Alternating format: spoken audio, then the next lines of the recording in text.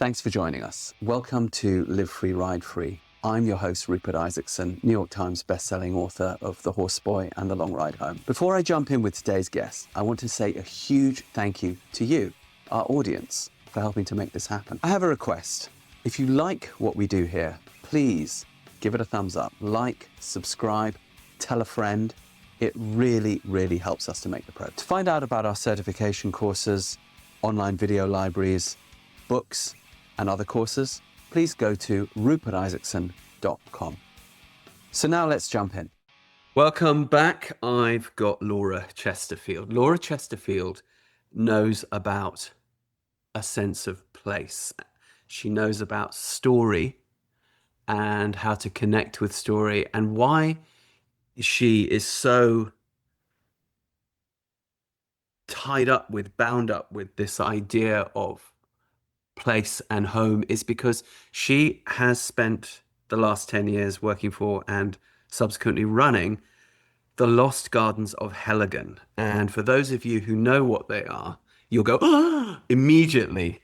Anyone who's ever been there goes, ah, at the name alone, because it's a little piece of heaven on earth. And those that don't know it and that discover it, it's one of those epiphanies. It's in Cornwall, southwest of England. I'm going to let Laura tell us about it and how this became really a family home, and what is important about carrying a sense of place or curating a sense of place also for others. Nature and the mind comes into this. Horses come into this. Family. Let's let Laura kick this off. Thanks for coming on, Laura. Pleasure. Lovely to see you. Tell us about your interesting, amazing family and this Heligan malarkey and how it all came to be. Heligan malarkey.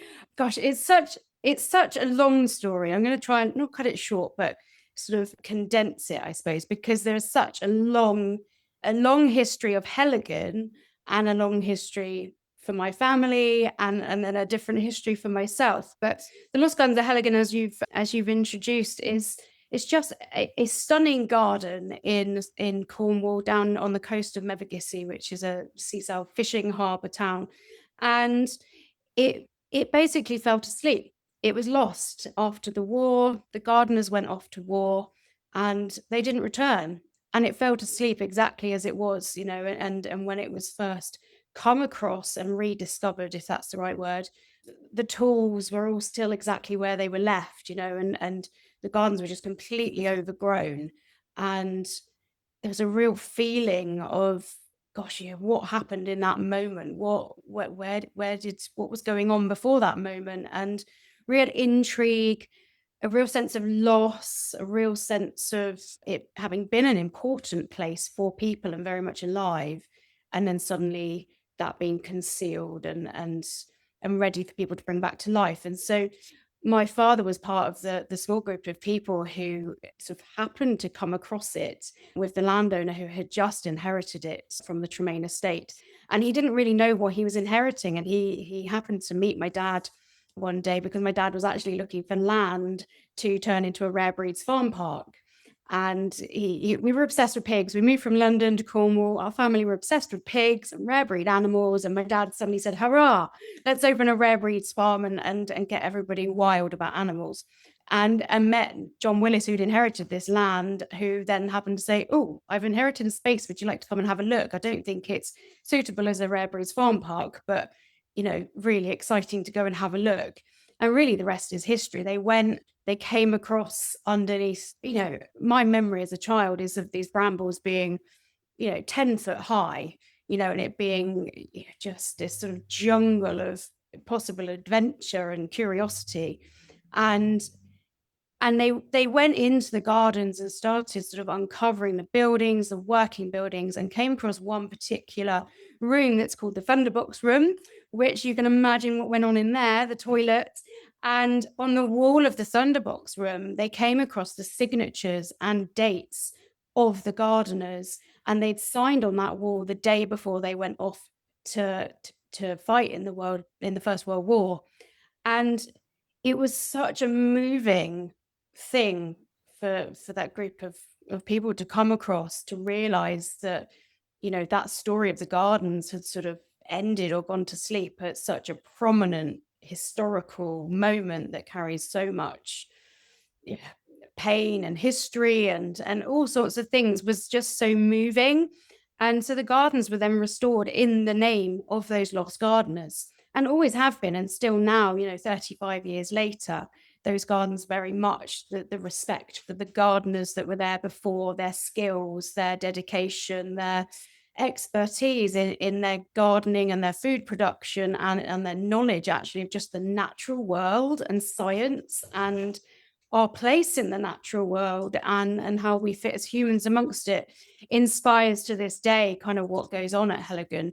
So it's got a real sense of people at the heart of it, and working people, not the people that were in the big house, but actually Mm. working gardeners that really had those skills and the dirt under their fingernails.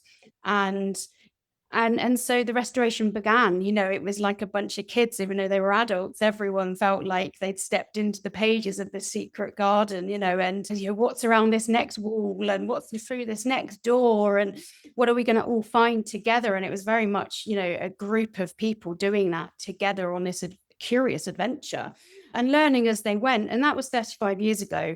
And so for me, I grew up as, tells you my age now, doesn't it? But so sort of 6, 7, 8, 9-year-old going every single day in the family Volvo up to this, this piece of land covered in brambles, and watching yet another fire get started and another building get uncovered, and not quite understanding really the scale of what I was involved in or what I was seeing, but just knowing that it was just really exciting, and felt important, and it brought people together.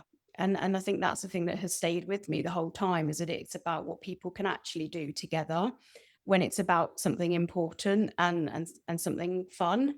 Going on an adventure, it's the ultimate thing you want to do as a kid, isn't it? And seeing adults still doing that was really infectious. So I've been there since I was a small kid. And my mom and my dad then ran the business alongside other people, and it opened up to the public. I mean, the public came in before it was even open. It really captured the hearts of a nation, just sort of seeing this amazing place and hearing the stories, and seeing normal people fall in love with it and want to uncover it, And so I've watched that, and it's become a place that my family have been, and it's been like a sixth member of my family. And so I've had really personal moments there. I've spent years just kind of going up at seasonal moments, going for walks with family, going with people who are no longer alive, grandparents, friends, but also getting married there to my husband. And, some really touching moments where it sort of feels like a home from home, if you like. If I was religious, that would be my church kind of thing, that sort of connection, that you get something really meaningful and spiritual from it. And for me, for many years, it was exactly that. And then a turning point in my career, which historically had been studying horses, studying land management, had also been counseling and therapeutic practices, and working within police stations. So really nothing to do with horticulture whatsoever. At a real sort of transitional moment in my life when I had children, it was the right moment to come and learn about the family business, and to come and take on a project which was all about animals at that point, and it was starting the Redbury's Farm Park. And so I joined the family business nearly 10 years ago, and in my favorite job I've ever had, which was the livestock coordinator, looking after the animals, starting a Redbury's Farm Park, and really kind of adding another layer of how people engaged with the space at Heligan through animals and animals' place in nature, I suppose. I'm rambling Now, a bit, Ruth. You need to a interrupt lot me. of Brits are quite familiar with Halligan because there was a TV show, there was the book, your dad's book about, finding that door in the wall and opening out into, is exactly as you say, you basically had the secret garden as your childhood. A lot of us agreeing with envy. But the people who are listening in from, say, the USA and other parts of the world, they don't know, oh, garden. Okay, the gardens are nice. There's a lot of big country houses that have nice big gardens, and they're all lovely. They're all magical to some degree. I want you to talk us. You've touched on the fact that the garden is actually not, the big house is still there, but the garden as it stands is the garden. Mhm. But it's so much more than a garden.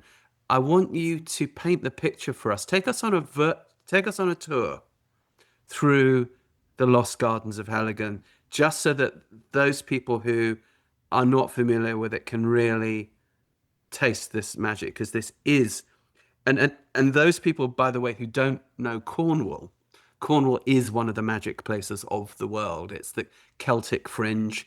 They have pixies They living in the do. forest. It's a place where the veil between the supernatural and the natural is very thin. The Arthurian legends are largely based there. Tintagel Castle, where King Arthur's supposed to have been born. Dosbury Pool, where Excalibur's supposed to have come up. This is the type of landscape we're talking about, and sort of these deep ravines with old Celtic rainforest in them, and then these smugglers' coves, down on the coast. The reason why everyone in pirate movies speaks with an R accent, because that is actually the accent of Cornwall, which It sticks is. out into the Yeah. Atlantic there. Yeah.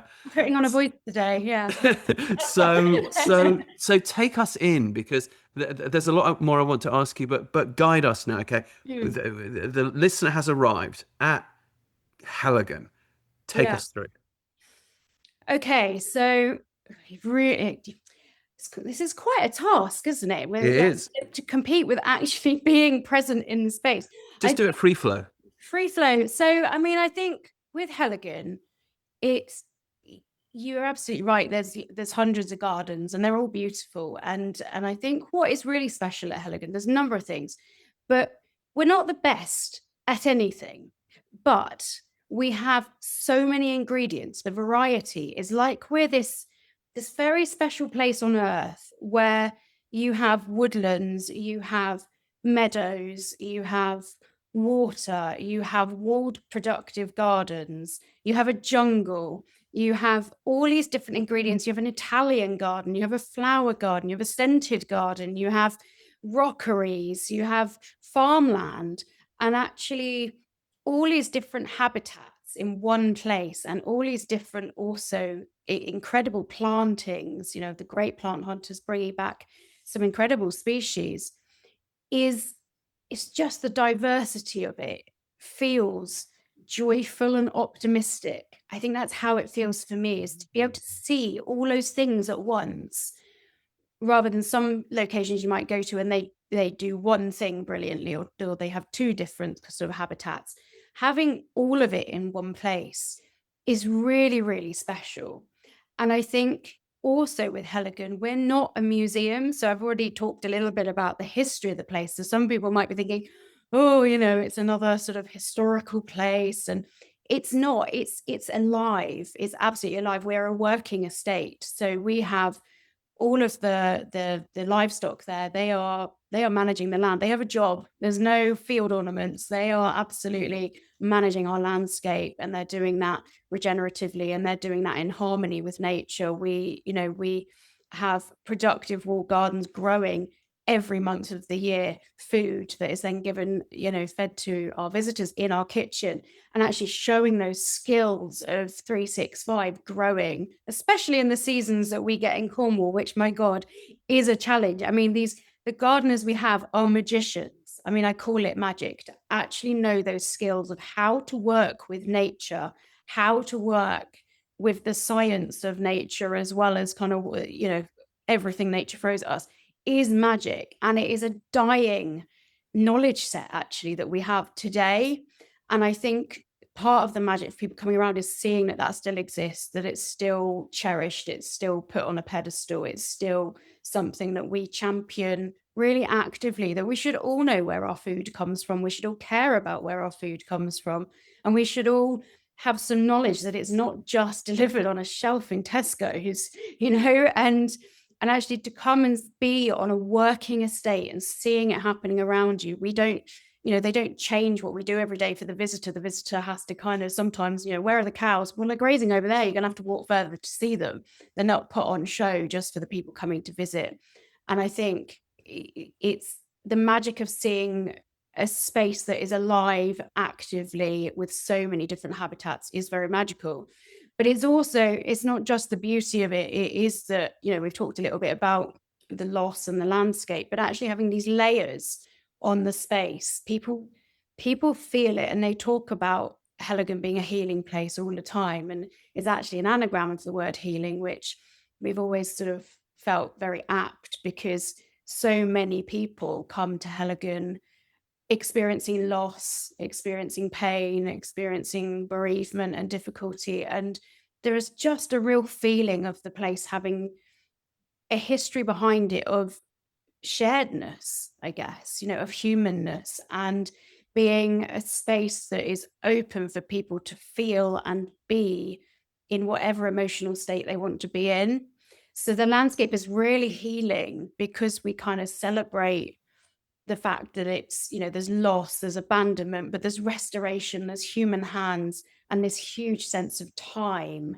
When I walk around and look at some of my favorite trees, which I've actually walked with you, you'll remember some of those oak trees, maybe nearly 200 years old. And the stories they've seen, the things they've seen, they give you a real sense of place and time, and that just connects you, it just connects you in a different way to walking around a more kind of perhaps formal garden that's sort of very structured for the visitor, perhaps. Yeah. And so you'll walk around and you'll I think also at Heligan, what's special is that you can kind of lose yourself in the place in whichever way you want to. So we, of course, get some visitors that they want a map and they want a prescription and they want to know where to go and how to feel and how this is going to be.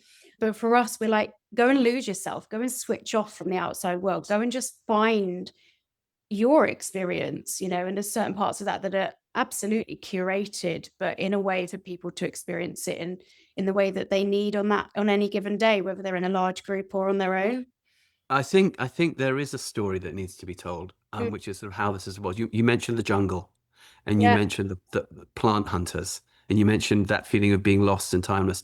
So Cornwall has this microclimate within the UK and the Northern Hemisphere where you can grow some subtropicals. And tell us about the Tremaine family and the plant hunters and how they got going with this and created that jungle. And then take us through that jungle. Because I feel that jungle that is sort of, to me, the wild heart of Heligan.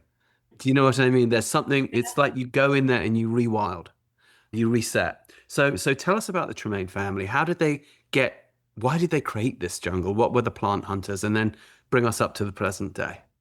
Okay, so I mean, I'm going to start by saying I am not a horticulturalist, and I'm not going to pretend to be as incredible as some of our horticultural team or our historians in terms of how I tell the stories. But I think the space, as you say, is really wild, because to actually have a jungle you can go to that's not a captive jungle, it is really wildly cared for. It does its own thing, and being in the climate that we're in, that's so unusual. Normally you'd need to be flying to a different continent to experience that. And you do step back in time because you are transported to a place where nature is being natural, and it's doing its thing naturally. And you're seeing growth, but you're seeing decay. You're seeing all of the seasons and how they kind of work together, and that in itself, it just transports you from wherever else you are, because you can't hear anything from the modern day. So you could be transported back to the 1920s and you wouldn't know, because it's just so peaceful. And that's really rare, actually, to have that. And to be completely immersed by plants, also quite rare. There has been so much deforestation and so much kind of controlling nature certainly across the UK, that to go somewhere that you are absolutely immersed with gunnera leaves that are, 10 foot high, and tree ferns that are historic and ancient, is a really unusual thing for the senses to be around. And that just really does something for people, which is why it's probably the number one thing people come to Heligan to see, actually, because they feel a sense of adventure, because people want to come to places like us for fun, and Yeah. experience they might not get somewhere else. And then, yes, on the other hand, it is also about people that are, really interested in the horticulture and the history of the plants, and those adventurers, if you like, from way back when, that go to other continents and bring. Who were these adventurers? Who were the Tremaines? You know, yeah. Yeah, so I mean, the Tremaine family, Jack Tremaine, I mean, there's many generations that sort of built and created different parts of the gardens. They, they were of a generation where it absolutely was about showing off some wealth, and having a garden with all these different plants in it, bought from This is whoever. sort of back in the early 19th century, right? Late Yeah, 18th, early 19th century. yeah. So there's definitely showing off involved. Look what I've got, look what I've brought back, look at all of these specimens that we brought back. And there's a lot of historical parts. But they were colonialists, right? And empire builders, and they went out to these exotic places and brought back these plants, right? But that was, as you say, I mean, it wasn't just a trophy thing, though. I mean, these were clearly people who had a real feel for nature in a certain way, Yeah. right?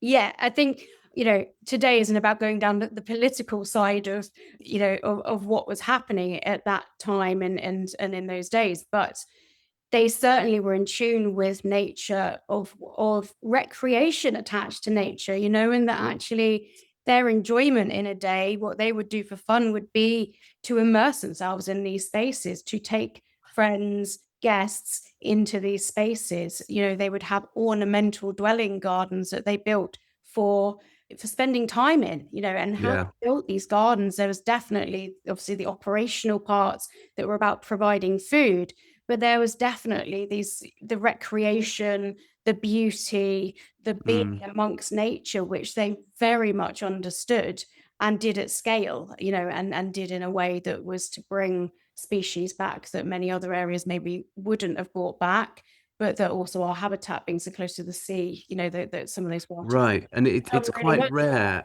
to see. I mean, you go to a place like Kew Gardens, like a proper job botanical garden, and it's always awe-inspiring. Yeah. But as you say, when these guys brought back these giant tree ferns, they then let them create a jungle Mm, similar to the jungle that they went to go and get these things.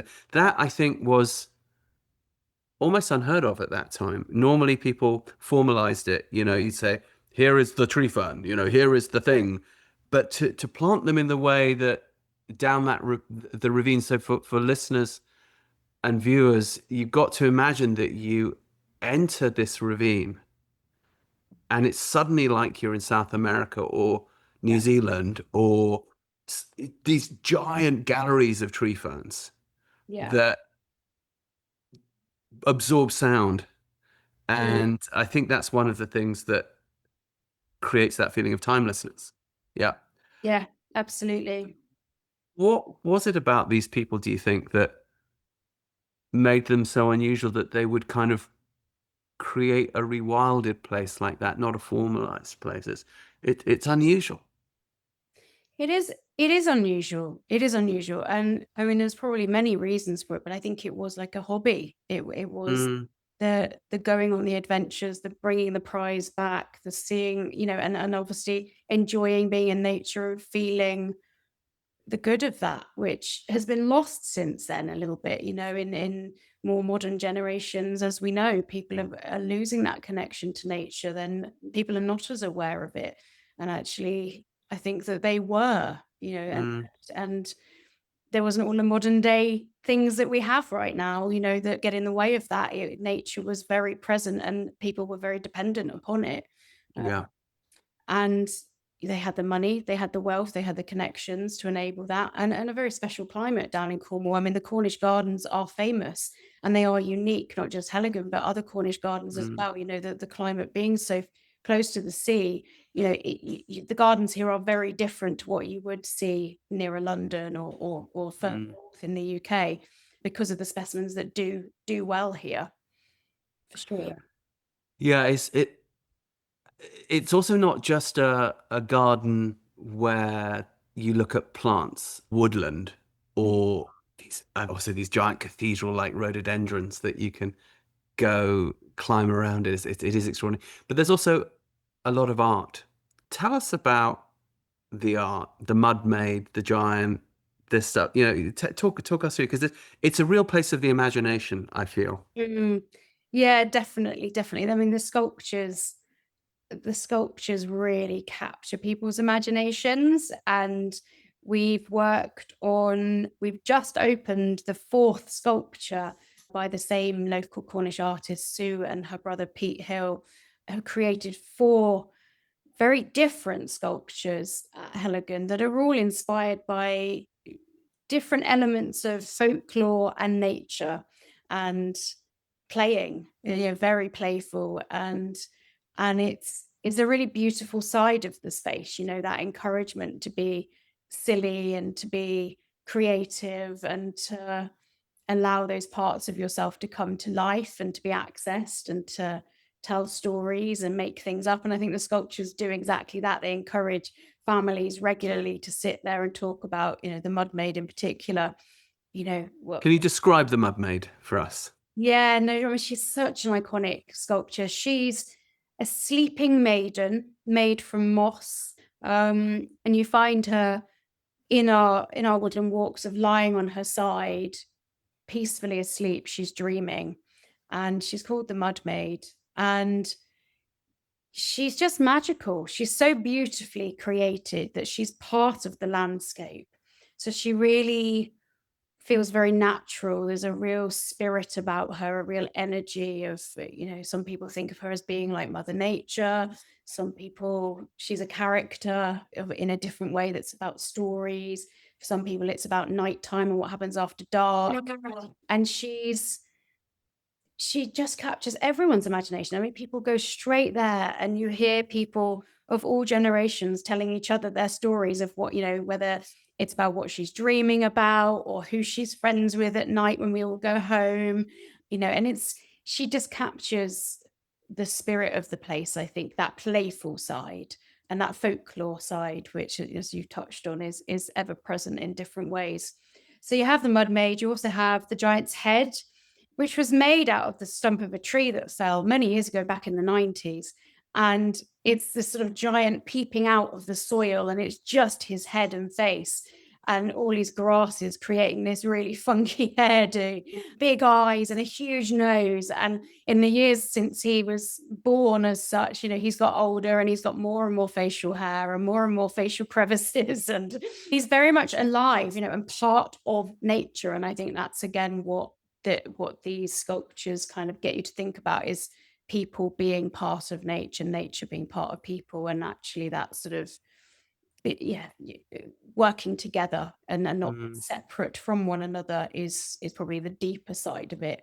But again, where does the giant go after dark, and who is he friends with, and where are the other giants, and all that stuff, that there's books and all sorts of things written about these sculptures that kids know them as characters, as if they're actually people, and the Heligan giant is a character, and that's wonderful. It's such a great way to transport people to that, that part of their minds, to be creative and to wonder and to make things up and to be silly and to have that imaginative play as they go. Then we've got a third sculpture, which is the Grey Lady. I was going to ask you about the Grey Lady. We like the Grey Lady, don't we? We've had lots of do. So there, I mean, again, it's folklore, it's historical folklore, and quite a little bit darker, because there are lots of stories of historically seeing this Grey Lady after dark at sunset walking the gardens, and stories of her being the long lost lover of one of the gardens, of being someone who's been murdered. There's all sorts of folklore about who she was, what she did, whether she's kind and lost in her spirit, or whether she's a bit darker and a bit sort of spookier. I suppose it's probably the spookiest bit of Heligan.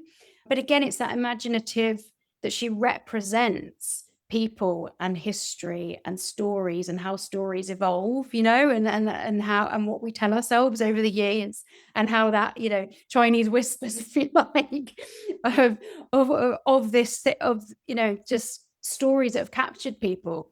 And I think that's, again, so important for what that then brings into your future and into the here and now, and what that brings into the future, for younger people that now hear this story. Is very powerful, actually, to think that that woman that was probably someone just wearing a grey dress having a wander one day has turned into this, folklore in Cornwall of scale, but has captured imagination, and actually doing that through a sculpture that half our visitors can't actually see the sculpture because it's made out of metal, but it's sort of see-through. So unless you catch it at the right light, you're kind of looking straight through it at the trees behind. And some people stand there going, I can't see it. And it's there sort of hidden quite good. Yeah, it's like a ghost. Yeah. Yeah. So clever. I mean, the artists are, again, wizards. They're just incredible. And the most recent sculpture that we commissioned from them opened in September last year. And we realized how successful the storytelling and the engagement had been at Heligan through these sculptures, and thought, we really need to invite Sue and Pete back to come and tell another story. What is the story that, for us in 25 years' time, my kids are going to be telling, that their friends and the kids then about, the next sculpture. And, and I think that's the thing with these projects, is it's about legacy, and it's about kind of that taking stories forward that are important or meaningful, or, that connect us all. I mean, stories connect everybody the world over, right? So We are the storytelling ape. Yeah. yeah. That's So us. it's so important to have those triggers within the space to tell stories, and not, at Heligan, we don't want to be somewhere that's just got hundreds of boards. People don't feel something from a board. They get bored with the board. Yeah. Bored with the board. It's rare that they do. So trying to create other ways for people to feel has been the way that I've curated and done the job of visitor experience there. It's always been about, what's the feeling that comes from that, and from seeing this or hearing this, or being in a space. What does it feel like? Because that's what people remember. That's where memories come from. That's where a connection to a place, and an emotional connection to a place, comes from, is feeling something. So the newest sculpture is a 6-meter high fox. She's a vixen, and her name is Loanes, which is Cornish for vixen. And she's utterly spellbinding. Yep. Spellbinding. Spellbinding, enchanting. I mean, Where is she she's on the woodland walk, so she's further down from the other sculptures, so that it sort of flows really well. And I mean, there's a few stories behind this sculpture. One was that we did an incredible project the last couple of years, with poet laureate Simon Armitage, the most incredible poet, and he came and did a project with us where I asked him if he'd write some poems about Heligan, and let us hide them in the landscape for future generations. And there is no one better than words. It's official. So it was just such an honor and such a joy to be around him, being creative and interpreting the space.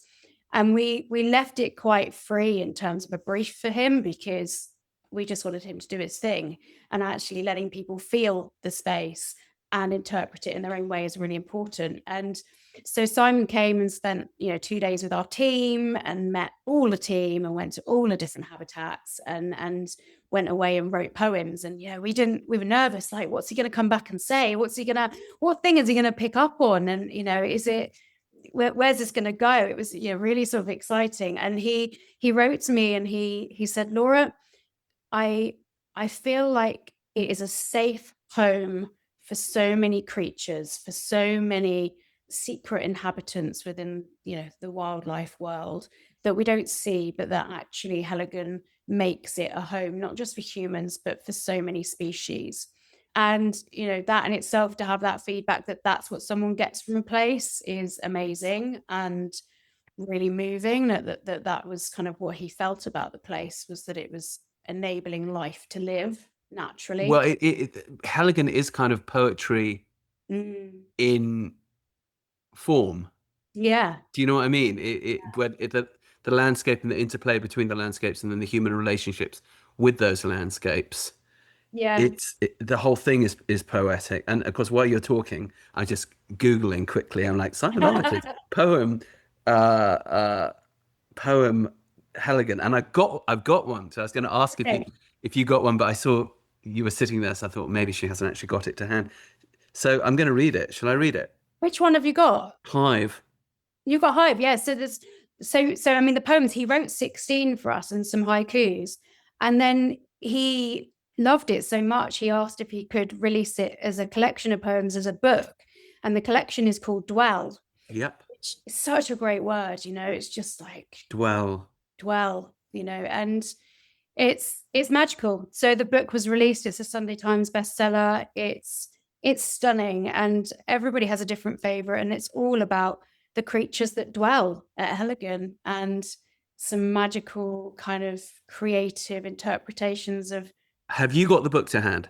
I do. Do you want to read it? Why don't you read it? Yeah, I mean, I can. Dwell by Simon Armitage, Poet Laureate. Okay. Yeah. Poems of Heligan. All right. Yeah. Oh, what a treat. Okay. Gosh, I'm not as nearly as good at poetry as he is. So Well, luckily you don't have to write it. You just have to read it. I know. I'm just looking for, let's see which one. Shall I do the fox one? Yeah, do the fox one. So the fox one is called Den. Okay, this is Den. For the pelt, harvest bushels of dead bracken quickened with poppy blood. Coax forked lightning onto a barbed wire fence to forge the teeth. The incisors are quartz, the claws flint. The tail is a copper beech hedge, backcombed by west winds and tipped with snow. The reflection of Sirius, balanced in 2 puddles of fresh rain, will serve as the eyes. For the tongue, bury raw meat for a month till the maggots dance. Then from daylight's cauldron pour everything earthwards, flooding the chambers and lairs, and seal the kiln with the door of night into a wet morning. Out of ash and filth, a fox emerges, dripping with flames, setting the mind on fire. Beautiful. All right, I'm going to read Hive. Go on. I've got it here and I can't resist. Wow. Okay, here we go. Hive. So this is a beehive. Yeah. The weather inside is always a blazing storm. Feverish cells colliding. Particles being drawn in. Batched around. Thrown out. Imagine dipping your hand into the swarm. Feeling the furious blizzard at the reactor's core. Imagine the same frenzy of fusion and fission conjuring up the wrought hexagonal what the heck of a honeycomb and jars of sunlight in edible form. Right, hey? Brilliant. And those are your Heligan bees. Yeah. Yeah, so I mean, read the collection. I mean, it's just a stunning collection of, of words. Yeah. And, what an honor that he's written them about the place, that we work and that we also dwell. And so that poem, then we gave the collection of poems to the artists and said, we would love to bring these poems, because they were obviously, curated to be seen in the landscape, not just within the book. So we thought, well, let's interpret one in a different way through a sculpture. And the one that was chosen by the artists was Den and was the fox. And we also had some amazing photographs taken by our head of restoration, actually. Andy Wilson is also a photographer, a brilliant wildlife photographer. And he had taken some photographs of the foxes that live at Heligan and their cubs, and took this one picture that is just iconic of a fox sort of leaping through the air, really kind of in its natural hunting state, feeling so free at Heligan to be its most authentic self.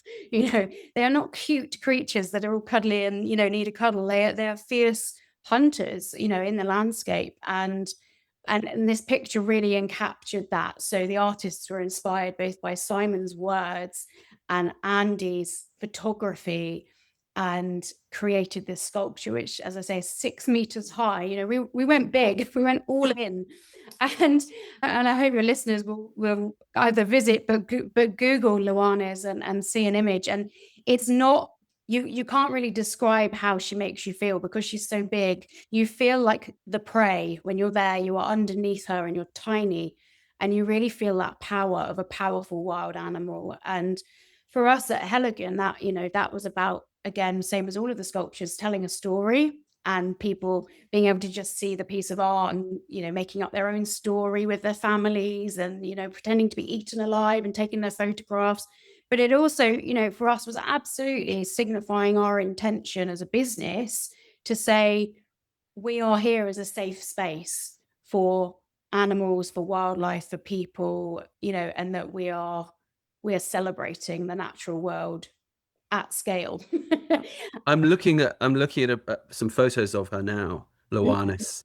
So a lot of listeners may not know Cornish is a form of Gaelic. It has its own Celtic language. Loanis is a vixen in Cornish, Yeah. and I see her. She's leaping. She's mousing, but Mm. she's huge and she's beautiful. Yeah. I can't wait to come and see her. Yeah. As you know, if you followed any of my work, I'm an autism dad, and we have a whole career before this podcast in helping people with neurodivergence, either who are professionals in the field. Are you a therapist? Are you a caregiver? Are you a parent? Or are you somebody with neurodivergence? When my son Rowan was diagnosed with autism in 2004, I really didn't know what to do. So I reached out for mentorship, and I found it through an amazing adult autistic woman who's very famous, Dr. Temple Grandin. And she told me what to do. And it's been working so amazingly for the last 20 years that not only is my son basically independent, but we've helped countless thousands of others reach the same goal, working in schools, working at home, working in therapy settings.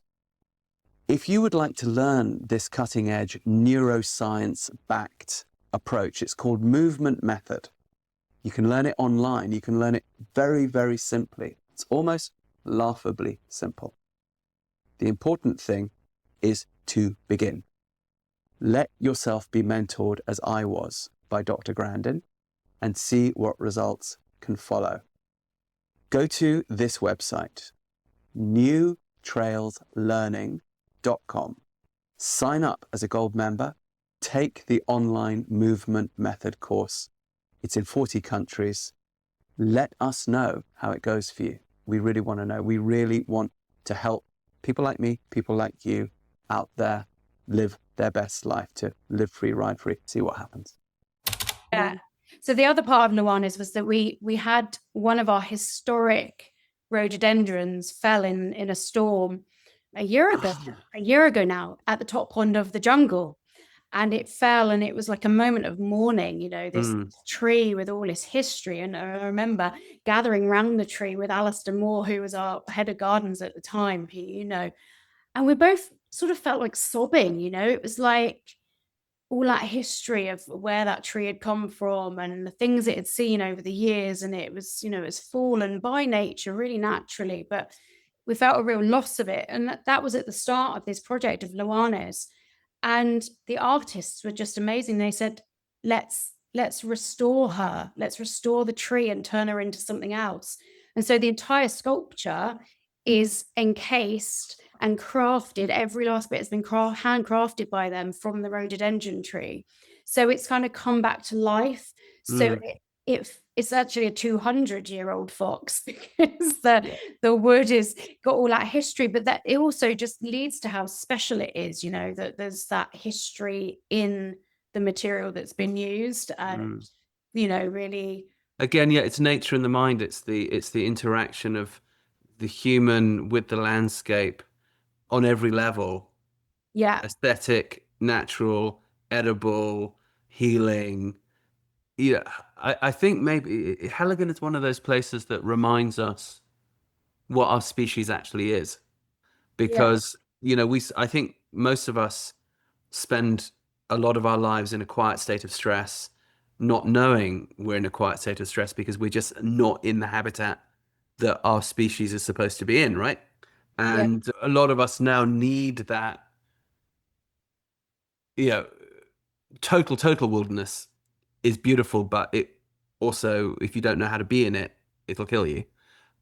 The, a place like Heligan, which is this absolute sort of interface between the civilized world and the wild natural world, I think it speaks to something very deep.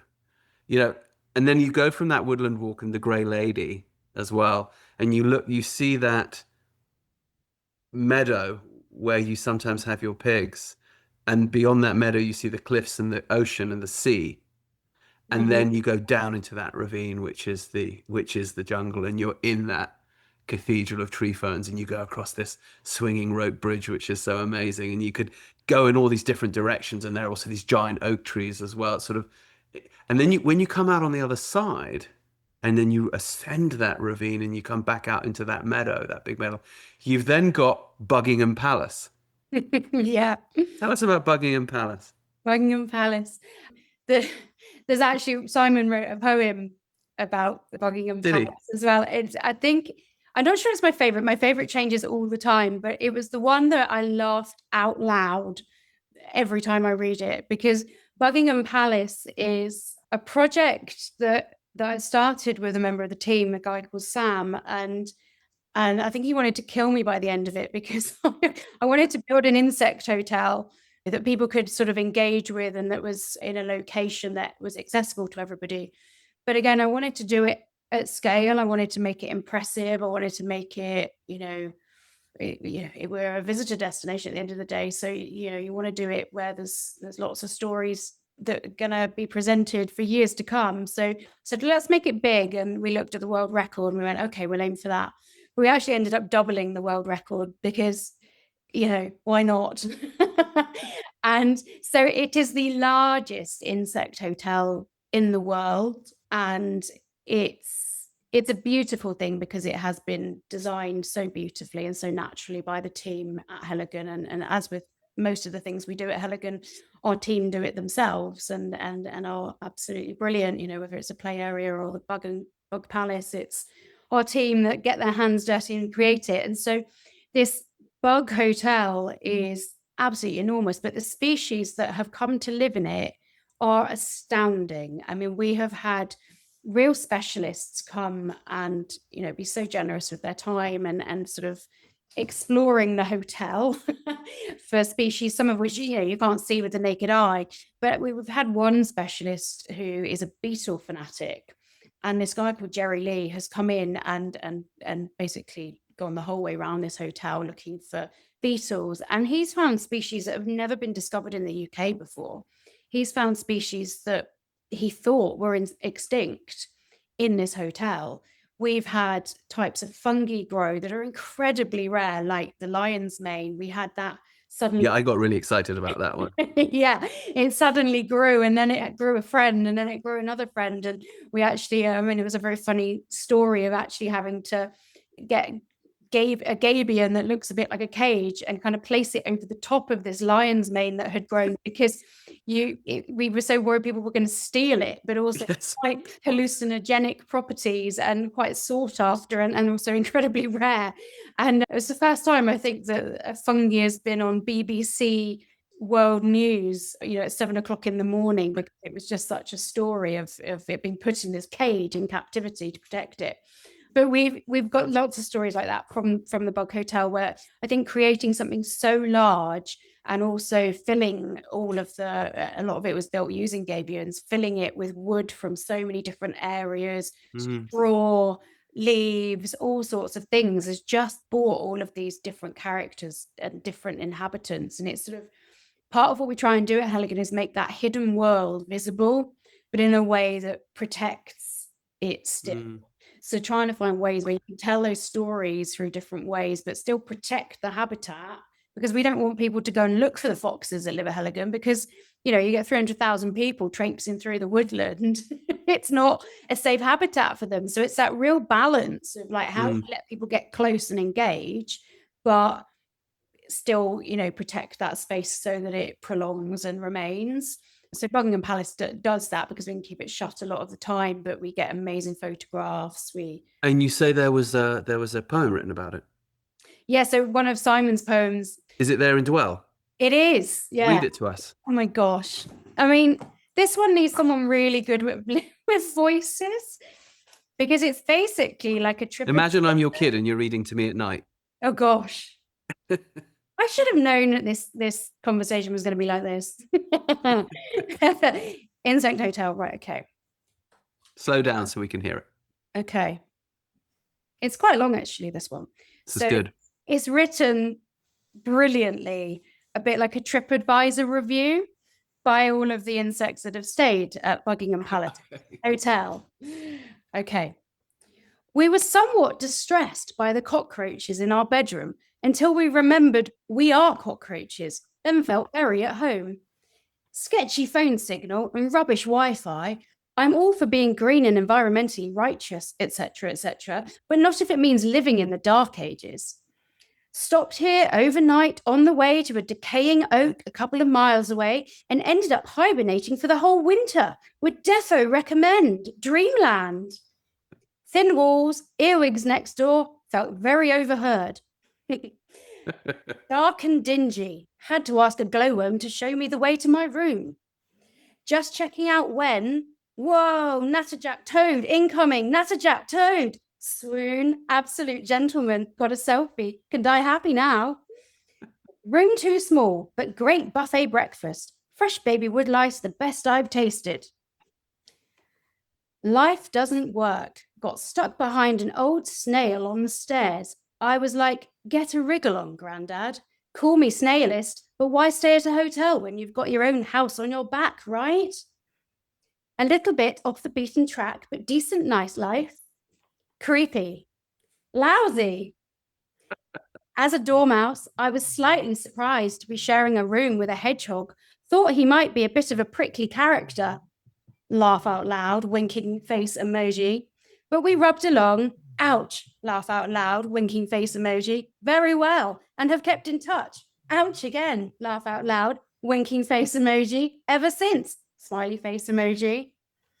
To whom it may concern, the bar was full of inebriated bees. I think there had been a big match. They were extremely intoxicated, downing nectar like there was no tomorrow, dressed in team colours. Wolverhampton Wanderers, wasps. Mrs. Lacewing and myself found them very intimidating. Haven't they got hives to go to? Amazing Beatles tribute band in the function room. I am not a stick. I am a stick insect. So it's very annoying to have a snooze in the bar only to wake up and find that someone has tidied me away in the umbrella stand or is using me to help them hobble around the gardens. Also, for your information, I am not a snooker cue. Would you be happy if you came round from an afternoon nap to discover someone whittling your leg into a Welsh love spoon? Left my shoes outside my room, and in the morning they'd been properly cleaned and polished. Thank you 100 times over. You made this centipede very happy. Horrendous. All the kids with us, but next morning they'd been eaten by a dunnock. No refund or apology, not even a drinks voucher. 2 thumbs down. Booked a standard fallen log, but got upgraded to junior birch bark suite with a view of Mevagissey. Result. No parking. Great buzz. That's it. That's brilliant. It's brilliant. I need to practice that one in all the voices, but it's so You clever. did it. No, you did it beautifully, actually. Yeah. Well done. So you know, building things like the hotel enables us to then tell stories off the back of it, you know, and you know, that poem will be displayed on site in a really creative, beautiful way, and just hopefully helps, you know, give nature a bit of a voice and for people to empathize with it and connect with it in a different way. Because as soon as you give a name to something, you connect with it, right? I mean, if we Absolutely. there's a wasp flying around in our house, the kids are screaming, but as soon as you call the wasp a name, it's suddenly got a personality, and the kids go, oh yeah, no, we should let Bernard out, you know, like I'm sure he doesn't want to hurt me. And it's just, Of course, the wasp was called Bernard. Yeah.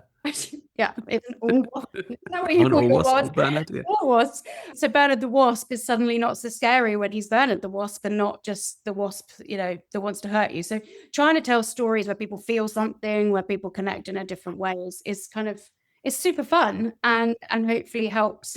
It's actually an interesting point that you make there, because, you know, people often say, oh, one shouldn't anthropomorphize. Mm. And I've always questioned that. It's like, well, what else can one do but anthropomorphize? Because we are anthropes in a Mm. landscape.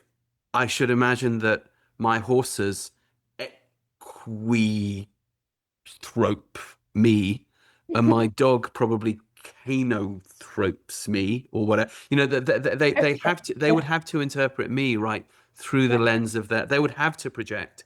And but isn't that also the magic of our interaction with nature? And you talk about giving nature a voice. Of course, one of the big achievements, I'd say, in that regard, is that you also reintroduced the European beaver. Can Yes. you tell us about that? How that happened? Why that happened? Yeah. That's quite a landmark thing. Very, very cool, very special. And I mean, the wildlife team that we've got at Heligan, they're, you know, they're just brilliant, and they're really driven and to doing amazing things. And you know, it was such a big project to, you know, to kind of be brave enough to do, because it's one of those subjects, as soon as you go out saying you're reintroducing beavers, everyone's got an opinion, whether it's an informed one or not, about what that's going to do to your land, what that's going to mean for the environment, what that, Also, what's that going to mean for their land yeah, downstream of you? Yeah. Not absolutely. to mention all the dirty jokes. Yeah. Has to be said. I mean, they're endless, which is just a gift that keeps Wet beavers. Yeah. Yeah. to be honest, it just keeps on giving, every team meeting, every team gathering. And But yeah, why did you do it? Why did you guys decide to do that? they're a keystone species. I mean, they are, Tell us what's a keystone species. I Not mean, everybody knows this term. yeah, sorry. They basically are a species that help the world go round, you know, if you want, Why? How? because I mean, the thing with beavers is that they are one of the biggest architects of nature that there is, other than us. So that you've never seen an animal change a habitat the way that a beaver does. And the impact of that impacts the whole ecosystem. So that's really what it means, is it's, you know, it's a species that without them, the knock-on effect of them is like a ripple, and it really impacts all of the other species, whether it's plants, insects, mammals. It's they have such an impact through being there, but not being there as well.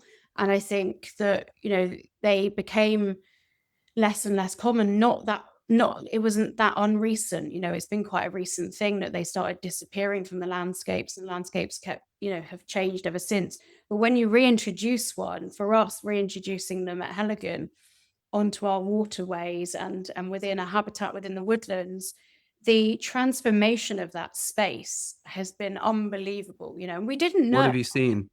What have we seen? So, I mean, it was quite funny because Toby, who is our wildlife coordinator, he built the start of a couple of dams along the sort of stream where we were putting them. And within like the first week of Mr. and Mrs. Beaver moving in, they had completely taken Toby's dam apart, you know, just not good enough, and completely rebuilt it, and then some, and tripled it in its size. And suddenly, then behind this dam, all the water is collecting.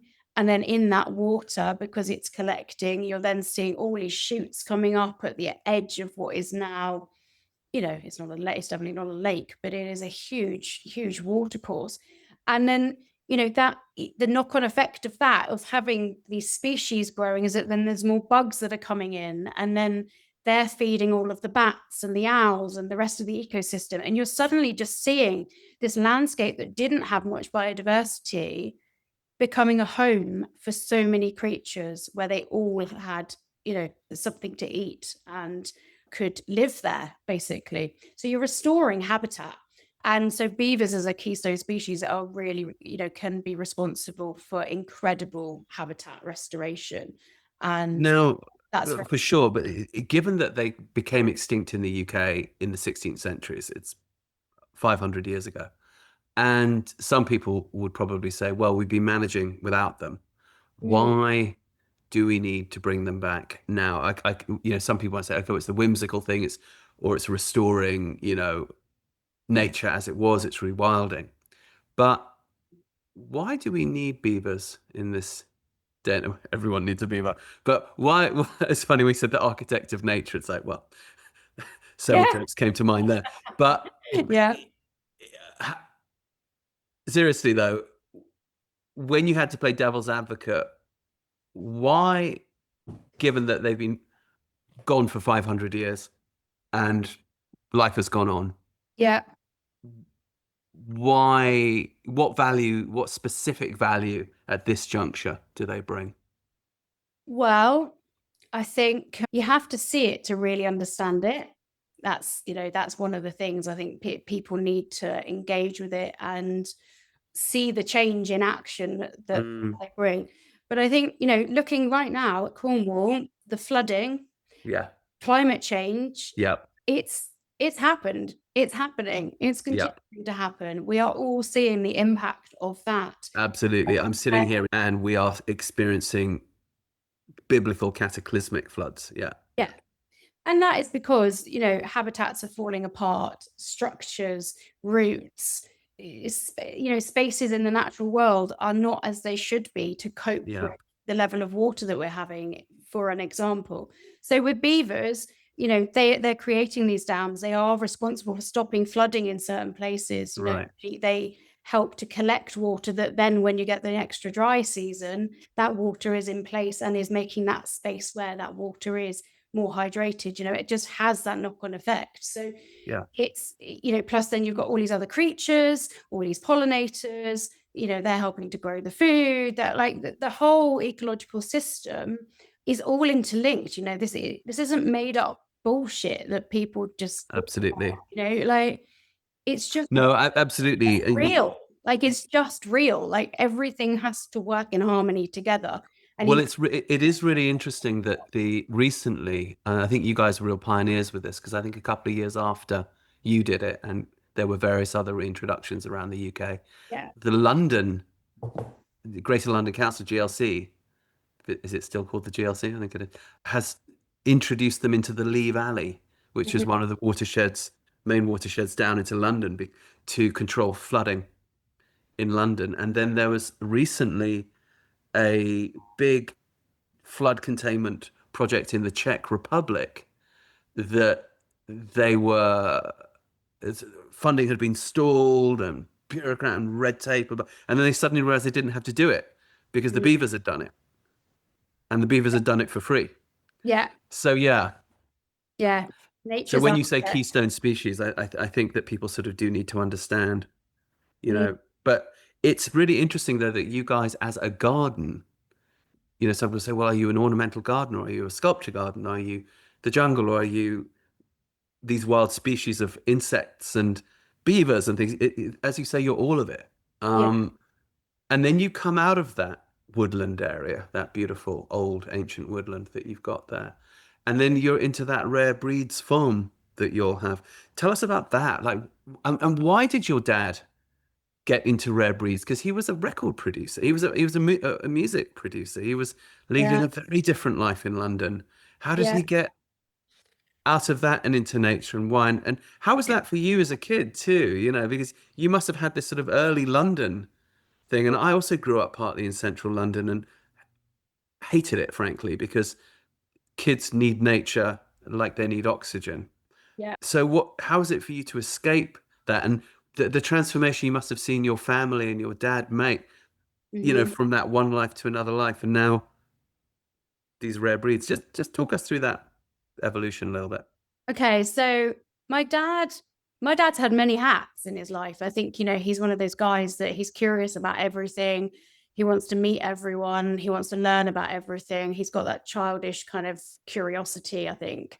And so he's had a number of hats, a number of different jobs. But I think as a kid, he was really connected to nature, and his fondest memories are of, there was a lot of people looking under rocks and looking for toads and, looking for wildlife and sort of hunting that down. He rode horses, he had dogs, he had animals. He was out in nature and enabled to be connected to it, I suppose, and very aware of how that made him feel and how he wanted that in his life in one way or another. So he studied archaeology. He also studied, he was a deep sea diver at some point in his life, and also a record producer. So he's sort of done all sorts of different things in his world. And the rare breeds thing was, moving from London. I think I was about 6 when we moved from Brixton, which was a very different place back then. Which is about as London as you can get. Yeah. It's proper London. Yeah, proper it is. And was very different in the 80s to what it is now. Yep. Brixton Yeah, it was rough. Was rough. It was not Yeah. nice. I don't have unfond memories of it, and regularly we were in parks and we were in gardens and we had pets, and I think both my parents were very much sort of in tune with the natural world. But we came down and visited a place called Foy when I must have been about 6. And I think, my parents just fell in love with Cornwall and decided actually this is where we want our kids to grow up, on the beach, crabbing off of, the quay, and, fishing, and, walking footpaths, naming wildflowers, all of those sorts of things I have such memories of as a kid. So really fortunate that was the decision that they made. And they bought this big old farmhouse, moved from Brixton down to a tiny little village called Gorran, which is right on the coast near Mevagissey. And we lived at a farm, but didn't own the farm. We lived in a farmhouse. We had a little bit of land, and so our childhoods were just built around, having animals, going to the beach, growing food, building tree houses, making apple pies out of blackberries we just foraged. It was really picturesque and really very beautiful. And we didn't have a lot of money. It wasn't based on money whatsoever. There's a lot of assumptions when you sort of people see the success my father has had. They make assumptions about finance and about people's experiences. And actually, we never had a lot of money, and money doesn't motivate us to this day. It's not about that at all. And I think growing up, we used our imaginations. We played outside. We had animals. We had bikes. We had the beach. And our parents were very present in that. And we read a lot. And so when Heligan came along, the rare breeds thing was actually about going to the Royal Cornwall Show and going to the Rare Breeds Farm Park tent, which was hosted by the Rare Breeds Survival Trust, who are still a really successful charity championing those heritage breeds here in the UK. And we went to that tent, and, the diversity of seeing all of these animals that were not what you read about in Charlotte's Web, for example, which was my favorite book. Pigs are not all pink. Sheep are not all white and looking like clouds. And actually to go to this rare breeds tent and see, polka dot pigs and, sheep with horns up to here, and, all these different breeds, and they were so colorful and so diverse and all had stories attached to them that it just captured our imaginations. And pigs have been a bit of a running theme in our family of we just like them. I can't say more than that. We just like pigs. Pigs are so intelligent. They're so fun. Yeah, they are. Just, adore them. So we went about adopting some pigs from Newquay Zoo, and they came to live on our farm with us, Horace and Doris, and they were our pets. And I used to walk one of the pigs to school with me, and then Mum would walk it home because I'd have to go to class. And sort of, you weren't allowed to. Your emotional support pig in class. Yeah, my emotional support pig was not allowed in class. So animals had always kind of been within our family. And then when Dad was, part of the restoration at Heligan, he'd obviously been on a search for a location for the Rare Breeds Farm Park that he wanted to start. He got a bit distracted by Heligan and all the stories that I've just told you that were more kind of people-based. But when I then came to work at Heligan, they decided that they wanted to start the restoration of the landscape and the estate more so. It'd been very focused on the walled garden, the ornamental gardens, the jungle up until that point, but actually the wider estate and the fields and the pasture land and stuff, those stories hadn't really been told. And so they wanted to do a focus on the animals and bringing in the native breeds and telling that kind of farm to fork plate in a different way. So that was the first job I had coming to Heligan, was to finally start my dad's rare breed farm, which took 30 years. But it was an amazing thing because I already understood animals in the sense of storytelling, the emotional impact that I personally had from being around animals. I studied horses at Duchy College. I studied yard management. I loved animals. I rode horses. I competed horses. We had every kind of animal at home growing up. Like I say, pigs in the kitchen, hatching chickens in incubators in my bedroom. We took on orphaned lambs and every Yeah. poultry. And so I was very blessed that that was kind of the childhood I had.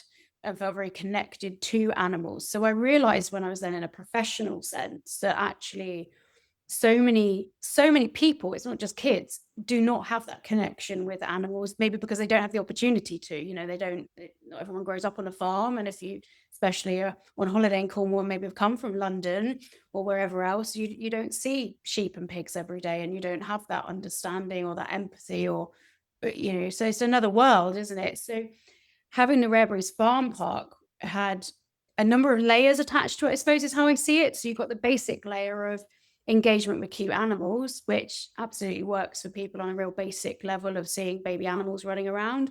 But it enabled us to tell stories of conservation through consumption, where your food comes from, how you look after animals and livestock, how often people eat meat and where they get their meat from, where does their meat grow, how is that grown in harmony with the environment. And so it's enabled us to just have this wonderful way of telling stories to different audiences in different ways at different depths, and mainly to tell the story of the estate, and it is managed by our livestock. And regenerative grazing, it's quite a recent term. It's really well known now, but probably 10 years ago not so much. And and we were really passionate about trying it. And I think what we've done quite well at Heligan is that we never said we were the experts in it. We didn't know what would happen when we did it, whether it be successful, whether it be too hard, whether it, what the outcomes of that would be. But we quite enjoy sharing our trying, same as with the reintroduction of beavers. Let's give it a go. Let's collectively give this a go, see how it works, share our successes, share our challenges, and be kind of a platform for sharing, how we might approach problems as a society. Tell us, talk me through regenerative grazing. How does it work? How do you do it? So regenerative grazing, mob grazing, there's different sort of terms depending on exactly how you're doing it and what animals you're using for that. So we've got what's called a flurd, which is a flock and a herd combined. So your sheep and your cattle, Okay. and they graze together. And what we do is we basically we graze them in one area and then we move them the next day. So Right. you're trying to copycat, if they were wild, how wild animals graze. So Yeah. wild animals do not just stay in the same bit of grassland until it's bare and raw and empty of nutrients and mud up to their knees. They tend to go, they graze a wider area. They seek the nutrition. They seek Yeah. the goodness for their bodies. So we try to imitate that. We're managing that, of course, because they're not wild, as in, they are contained. But by moving them every single day to a new area, you are enabling the habitat they're in to be grazed in a much more natural way. So they will Yeah. go in and they will graze the level of the grasses that they want to, leaving other grasses. Their feet will trample the soil in a much more natural way. So rather than overgrazing it and compacting it, they're actually opening up the soil so that then when it rains, the rain actually goes into the soil, helps the plants to grow, keeps it, so it's about that harmonious cycle within the natural world, enabling that to happen. So we can then see the impact of that, and how easy that is to manage. And does that take more resource? Is there a reason we're not doing this anymore because it takes more staff and more fencing and more, or is it actually having amazing impacts? And what we've seen is it has great impacts, and that actually if you do it correctly, you can rest certain fields and make your hay, so you've got a bit more forage for your animals at different times of year. And in winter, they have been brought in far less into the barns because we've actually had better pasture land that's remaining healthy, that's regenerating itself. We're seeing far more species of birds and other insects. And then we're getting, when we're then doing our observations of levels of how many owls we've got, or we're doing our bat counts and things like that, the levels are going up. We have like the Moth Society come in for a night and they'll capture all the different varieties of moths, and And they're a really good gauge of, how biodiverse is this space. If there's loads of moss, there's a really good idea that it's a really healthy space. So you can see that it's having a great impact on nature. And I think for us, if you can demonstrate that the meat that maybe ends up on the menu, that actually the job of those animals has not been primarily to end up on your plate. Their job has been to manage the land, to do that in a really healthy way for the future that's sustainable. A lot more people these days, they want to get behind that. They want to feel like they're investing their money into eating meat that has been ethically grown, that is having a really great impact on the planet. So trying to tell those stories, but seeing it in motion rather than, again, a sign or just a menu, actually seeing that, it's really mixed opinions, but we're really kind of proud of that. And it opens up those conversations. Yeah. Tell us about, okay, so you also mentioned your horsey side of life, and it's interesting. That's the one part of Heligan that, I'm a horseman, obviously. Are you? I look around Have it. you got a horse? Have you got a horse? And I look at Heligan and oh, it'd be nice to have some horses here. And of course, for a while you did have, a couple of shires, draft horses. But tell us about your horsey life and how do you feel, you went and studied it too. You didn't just do it recreationally. Talk us through that, and how do you feel that's impacted your particularly. I'm quite intrigued by what horses teach people in terms of leadership, and because I've grown up around very, very, very horsey women, so I've never understood why anyone ever had a problem with like women bosses or women leadership or whatever, because I just always grew up with these incredibly strong women who were natural leaders, who were always in these leadership positions, and you just deferred to them because they had the expertise and they'd cut your head off if you didn't. So I'd like to hear a little bit about this from your point of view, because this was also part of forming your worldview that's ended up with the Heligan thing. Mm. Tell us your horse story. No, it's really that's my management style, chopping people's heads off. Yeah, That's you all the way. That's right. me every day. Well, you give them a chance first before you. Yeah. Yeah, no, I think it's really interesting, isn't it? And like I talk a lot to people about relationships with nature, and how to, there's ongoing conversation everywhere I go. How do we get people into nature? How do we get people to spend more time in nature for their well-being, to feel better? And people try and turn it into something that's all about retreats and that you've got to basically have a bank balance to be well or to be healthy or whatever else. Yeah. Actually, I just think that's bollocks. I just think well-being is for everybody. Mm-hmm. And having a relationship with nature is something people have got to find themselves. So, trying to well-being as an outcome rather than an advertised thing. So Heligan is very much about, that's the outcome. And that's my viewpoint as well, is that you just feel better. You come to Heligan, you go and have a walk around, you have a play, you eat something nice, you see something amazing, you switch off. The outcome is that you feel better. We don't advertise it that way because that kind of removes it. But I think, I hear you. you know what I mean? So, but for me with horses, that was, I've always had a relationship with animals, felt very attuned and comfortable and confident around animals. And I think that's, something I certainly inherit from my dad.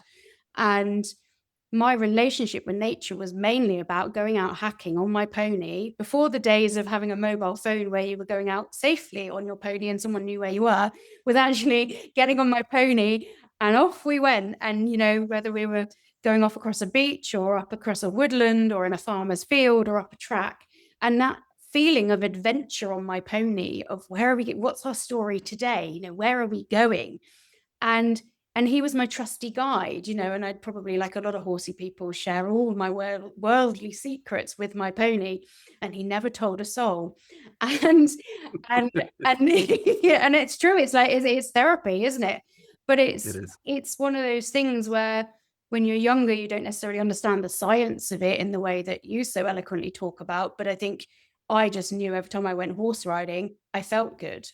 I'd come away and I would feel great, and I'd feel great mentally, I'd feel good physically, and I'd have had fun. There was recreation involved with it. And that was my relationship with nature, because then when I was out on my hacks on the horse, I would notice the seasons changing, because if you've got horses, as as probably most of your audience are very aware, every season you're out there twice a day. You're out there. And you love it, whatever's going on. So you notice when you're an outsidey person like that, you notice the seasons change, and you really notice those intricate details of I said to my husband this morning, we were walking the dog, I was like, look, all of the snowdrops are out, and you notice those moments in the year that kind of give joy or give those anchoring moments of, okay, spring is coming, it's okay. We're not stuck in this winter of storms forever. And I think horse riding gave me that, of noticing birds, berries, wildlife, newborn lambs in the fields, far more cars because the tourists were here, so it must be summer. But you notice everything from that bird's eye view. And so for me, I mean, that's where my relationship with nature started probably, but with horses was from that point. And I was very lucky that I was bought a pony by my dad when I was 15, and I'd spent 6 years having to prove to him that I would go out in all weathers before he would buy me one. And so going at the local stables and the local farmer and mucking out their horses and, proving that I was an all-weather girl and that this was for me. And got bought my pony Tyson when I was 15 and he was 4, and it was love at first sight. And he was a pain in the arse, he was a Welsh Section D. He was beautiful, he knew it, he was wild, but he was kind of heart, but he was strong. And I think, as soon as you start that new relationship, you get some respect for one another, and you have to find that place, don't you, of, I know how to keep you safe, and I know you're going to keep me safe, but I also know how to read if you're not okay, and you might read if I'm not okay. And, you're waiting for me to come and give you your hay on a day where there's snow, and equally I'm waiting for you to keep me safe when we go somewhere and something spooks you, and you're going to look after me. And that growing that relationship was the most important thing. And, other than my, children, the most important relationship I've ever had. And, the day that I had to actually have him put to sleep 23 years later still goes down in history as absolutely, without a doubt, the worst day of my entire life. And that's because he represented to me, that relationship, but he represented hobbies, he represented fitness, he represented like my mental health, and how I kept my mental health good was riding, hacking, grooming, being in a stable with him, all of those things. So it wasn't just losing your pet or your just go and get another one. And I was, no, can't do it, never do it.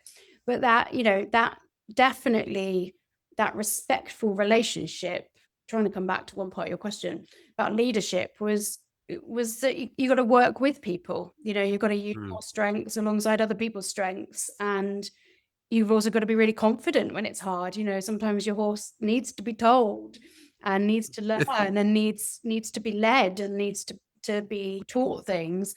Equally, you've got to be open to listening and hearing what's being told from the other perspective, I suppose. So Right. I'm a great believer too that, we talk about nature a lot, and one of the things which has removed people from nature and now I think affects how people relate to nature is that nature is dangerous. It's supposed to be, right? And we are, because there is an ecosystem, those things eat other things. And we, of course, are not top of the tree. We are mid-level predators. There are things out there that eat us. Only when we get together with this larynx and strategize together do we become top predator. And obviously, we've been a bit too successful at that. But it means too, I often feel that when people now want to reconnect with nature, there's one really important element that they miss, which is danger. You have to have risk, because we're hunter-gatherers. We are designed to deal with this all the time. And of course, with horses, the risk is inherent. As you may know, if you've been following my work, we are also horsey folk here. And we have been training horses for many, many years in the manner of the old classical dressage masters. This is something which is often very confusing for people. We shine a light on that murky, difficult stuff and make it crystal clear. If you'd like to learn to train your horse in the manner of the old masters and really have fun and joy for you and your equine, go to our website, heliosharmony.com, sign up as a premium member and begin to take the Helios Harmony course, which will take you from 0 to the piaffe, where the horse is dancing on the spot, in hand, on the ground. And then from there, you can develop out to anywhere you want to. heliosharmony.com to unlock the secrets of the old masters. the danger is there all the time. Talk to me about that a little bit, about your relationship with the natural world, danger, courage. Yeah, this and how this forms the human mind, but the horse, the very specific, the way horses interact with nature themselves, because they are prey species, so they spook, but they're also weigh what a car weighs. So if they spook on us, that's not great for, ex just explore this a little bit. I'd be interested to know your thoughts. It's an interesting one, isn't it? I think most people I know that, do connect with nature through a sport, shall we say, it's usually because there is that danger, isn't it? So I was listening yesterday to this amazing female surfer that has just surfed is it the biggest wave of all time or the biggest wave this year, or so it was on in the background. I was watching her, and she was talking about that emotional relationship and that respect of fear and danger, and that actually that's what makes her feel part of nature and makes her feel alive the most. I think there's people talk about that a lot, don't they? That element of risk is, it makes you feel alive, because that, I guess, being hunter-gatherers, we would have way back when lived in a cave, had to deal with the elements, had to deal with risk, far less risk managed than in today's day and age. So I guess it makes us feel more human, doesn't it? But I think horses, there is that element of danger, and it is exciting, but you've got to know how to manage it, haven't you? It's not for everybody. It's not for everybody at all. But horses have got it. They got it nailed, haven't they? They're in harmony with what they've got, very clear boundaries, I think, of what's okay for them and what's not. Yeah. And you can learn a lot from that. Definitely.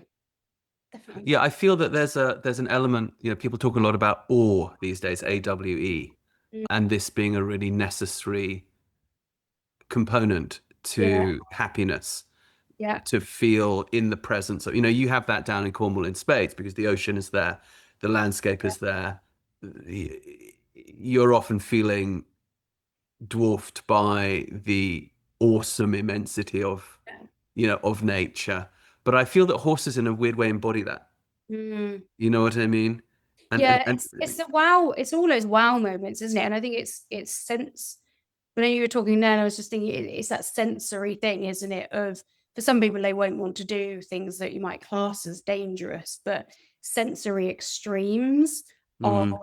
So if I think about, like, my mom, she would love to go for a walk on a stormy day, not maybe the dangerous storms that we've had recently, but that feeling of sensory wind in your face, pushing you backwards, going to the beach, seeing the huge waves, feeling nature's force. That in itself is really, is that wow, and that feeling connected to it. And part of what you then love is maybe going home and having a different sensory experience of sort of snuggling up in the snug by a fire. And I think as humans, we seek all of those sensory things, don't we, to feel alive at different points. But yeah, horses as powerful creatures, definitely, they represent that kind of courage to be open to all of that, I suppose, and to seek it a little bit, to go into to ride into risk rather than to shelter it away, maybe. Yeah, that they'll carry you through. They carry you. I was looking at, we have this little YouTube channel that we do around horses in mythology, and I was doing one on Sleipnir the other day. Sleipnir being Odin's horse, the eight-legged horse, and there's a point at which people will often say, "Oh, that horse, you could ride to hell and back on that horse." And of course, in the legend of Sleipnir, that's exactly what they do. They ride to hell to try and recover the soul of a god called Balder. He actually jumps the fence into hell, so he's a good jumper too. And they ride up. But I was just thinking, as a metaphor, the horses transform us, don't they? Because they carry us through the landscape. They carry us into danger, but through the other side of danger, if we don't get killed in the way, But with that ever-present risk. And then this need for balance, right? Yeah. Because strength doesn't really come into it with horses. They're obviously so ridiculously strong. The whole thing comes down to balance, emotional as well as physical. Again, what are your thoughts on this? Because you went and studied you were going to go into this, you were going to go into the equine industry, Mm. you know, so this obviously really grabbed you at a certain point, and then you didn't. Why didn't you? But what do you feel you took from it anyway into your Yeah. career? I was just, when you first talking, I was actually thinking about, like, it's the year of the horse, isn't it? This year is Yeah, it is. Yeah. from year of Fire the horse. year of the snake to the year of the horse, and some of the words you were using, actually, I think, were the things I've read about for this year, of kind of that courage and balance, actually being kind of those words attached to this year, which feels good. But yeah, I studied horses because I wanted to learn more. I think that was what it started off as. I was interested. I was curious. Like, I knew I loved it recreationally as a child. And then when I was at a point of being 17 and you're able to choose what you do at college, and you know, my dad was happy for me to study horses. My mom was like, you have to do something proper as well, you know, and so so we kind of found a balance of, I'll do horses, but I'll do business management as well. And you know, and that worked actually really well together. But for me, it was that curiosity. I just wanted to be an expert in it because I loved it. Mm. You know, and I do think doing things, now I'm 20 years older than that, doing things you love, if you can do something you love, do it, you know, because you're bound to be better at it, because you'll want to learn, you'll want to do it, you'll want to fill your Absolutely. time with it. And I do have an element of regret's the wrong word, because I've had a great career so far, but there's something to be said for when you've had sort of different points in your career and you think, what do I love? What am I good at? What am I interested in? That, you know, horses for me has always come back as a, you know, something that just makes me feel good in every single way. But I think at the point after I'd studied horses, I probably at that moment couldn't see down in Cornwall a career path that felt obvious to me. At that point, I wasn't the best jockey. I was a good rider, but compared to some of the other jockeys that maybe already had sponsorships and rode for yards and trainers, I didn't feel like I necessarily was that route. And I liked teaching and did some teaching qualifications and liked it, but I wasn't sure that I was ready to settle to do that, because I still loved my riding. So I loved the yard management side of it. I loved all of that, but I think I just couldn't see a pathway from there as to where I would get a job without moving away, or without, you know, not being financially in a situation that would sustain me. You know, it was at that point. Yeah, it's an ill-paid industry, that's for sure. Industry, it's not supported. And so but I also, when I finished my qualifications, I was a much better rider. I'd taken my horse to college with me, so he was a much better horse. And I also, I loved the business study side of stuff. I really like sort of learning that side of things. But I then went into the world. I went traveling for a while, but I then went and studied to be a counselor, and I went into sort of the world of therapy and trauma therapy, and just kind of explored other interests that I had. I've always been someone with, as most people are, lots of things I'm interested in. So horses, I think I just felt like that can just go back to being a hobby that I love, you know, that's for me to do outside of work. I'd seen work as a kind of something you do to get paid, and I'll go and do that. You know, I'll find a profession and I'll find a job, and I'll keep horses as my thing for my fun, my well-being, my outside of work thing, which there was a lot to be said for that at the time, because I had my horse for many years after that. You know, I had him throughout, you know, before I met my husband, when I met my husband, when I got married, when I had kids. You know, he traveled with me through all those stages of my life and enabled that hobby to remain. And I've actually seen so many, you know, so many other people as they grow up suddenly lose their hobbies because they're too busy with family life or with their jobs. And so it was a real blessing to actually have that as a hobby that kept me fit, kept me having time to myself, kept me having something really fun. So there was a lot to be said for it. But yeah, I do wonder what if, perhaps at times, but it's definitely something you can come back to as well. So, Well, 100%. I mean, you know, it's interesting for me. I didn't expect to have a professional life as a horseman really at all. And, you know, as a journalist, I was always passionate with horses, but it was obviously, as you know, only when my son became verbal on the back of a horse with me, and then my life just went that way. And then with realizing that the key was to collect the horse, so therefore dressage. So now I'm a dressage trainer, and you know, but also in parallel with all the other, with the writing, with the journalism, with all the other stuff, and of course the healing thing. So I have a strong suspicion that it's going to come back into your life, and it's going to come back into your life professionally. I might even have a few little ideas up my sleeve about this that I might want to discuss with you later. But interestingly, I think you going off and learning, particularly equine management, probably really prepared you to run Heligan, because Heligan is so multifaceted. As you say, you've got the gardens, you've got the horticulture, you've got the estate management, you've got the livestock, you've got the art, you've got the tourism interface, you've got all of this going. You've got the food production and the kitchens. Horses are so multifaceted in that way too. Yeah. I suspect that really did prepare you well. But now you're on the cusp of another change. So you're now flying free from, literally in the last 2 weeks, from the secret garden of your childhood and running that place. And so this must be quite an interesting feeling.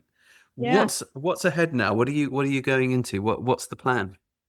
So, gosh, yeah, no, it's a real time of transition, but I really welcome that. I did a 10-year career before Heligan, 10 years at Heligan with it being my work. And I think, I'm really ready for it to go back to being the place that I love, that my church, if you know, as I talked about earlier, for me and my family to just go there for that feeling great and it being a safe space again. It's just the right time, and it's important to know when it's the right time. But what are you going to go and do now? What am I going to do now? Yeah. So I mean, there's a lot of plans, and there's a lot of what ifs, which is the excitement. And I think, for me, leaving, what I've done so far is set up my consultancy business, which is called Loenva Studios, Loenva Studios. Loenva Studios. That sounds like a Cornish word. It is. So it means in your happy place. And I really believe that, connecting people to place and to nature, that they aid your happiness. They make you happy. They really, your well-being, if you want, is enhanced through those things. And all the things I've learned that we've talked about in this conversation about how you connect people to a place through stories, through experiences, through events. I'm going to help other people to do that. I think it's what I've seen as a real gap in a number of venues, whether it be gardens, whether it be hotels, whether, businesses in general, that if they told their stories differently, they would connect to their audience better and in a more sustainable way that actually adds value, emotional connection, and real meaning. And I think that my hope is that my consultancy is going to, take that to lots of places to really explore that storytelling and to give real depth to businesses and how they talk about themselves. Because if you run a business where your marketing doesn't match up to the experience on the ground and people come and they don't feel anything, you're not going to keep attracting people. You're not going to have that word of mouth. You're not going to have that emotional connection that we've talked about that then goes on for generations. And I think, being able to help people explore that is going to be a real joy. So I've got some projects that I'm working on at the moment through that, which is, it's just really exciting. It's really nice to help people feel brave enough to do that. Sometimes telling these stories of stories of heart and meaning and people can be quite scary. Some people don't want to go there, or they don't know how to go there, or which medium to use to go there. They might just do it through boards like we talked about, or they might do it through events that don't make you feel anything. And actually, I think, if you open people up to that depth, then, we can create businesses that have much more feeling within them and happier people. Yeah, I mean, Heligan, you've done nothing but create story sort of over the years, whether it's these pieces of sculpture that then people end up writing poems and whole books around. There's whole books about the Mud Maid, But I guess the whole thing comes out of story, doesn't it? Which is the story of finding the garden, and then the story of those gardeners going to war and not coming back, writing their names in the Thunderbox. And it's how you tell those stories, it's yes.